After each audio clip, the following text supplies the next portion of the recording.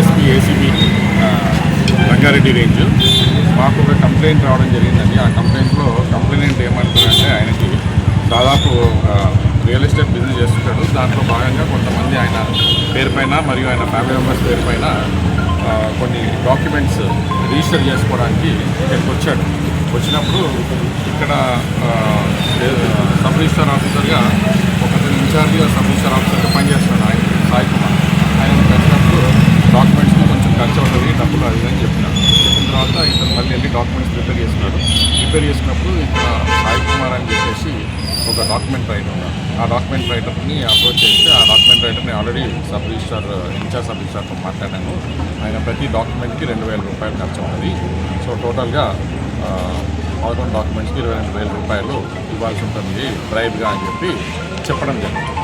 దాని తర్వాత అతను 22,000ని ఇవ్వడం ఇష్టం లేక లంచం రూపంలో మా దగ్గర అప్రోచ్ అవ్వడం జరిగింది. అప్రోచ్ అయిన తర్వాత మేము దాన్ని కేసుగా నమోదు చేసుకున్నాము.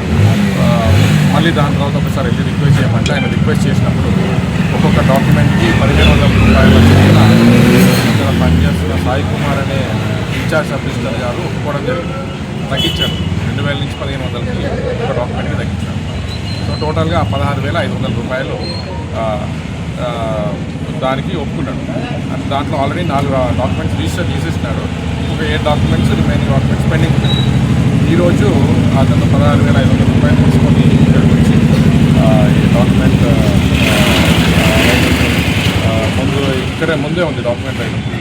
వెళ్ళి సబ్ రిజిస్టర్ గారిని కలిసి సబ్ రిజిస్టర్ ఏమన్నా అంటే వెళ్ళి సాయి అని చెప్పి డాక్యుమెంట్ ఐటమ్కి ఇవ్వండి అని చెప్పి అక్కడ డాక్యుమెంట్ ఐటమ్ పోయినప్పుడు అక్కడ అశోక్ ప్లస్ సాయి అని ఇద్దరు డాక్యుమెంట్ ఐటమ్స్ పనిచేసి ఆ ఇద్దరు కలిసి ఈ డబ్బులు తీసుకోవడం జరిగింది.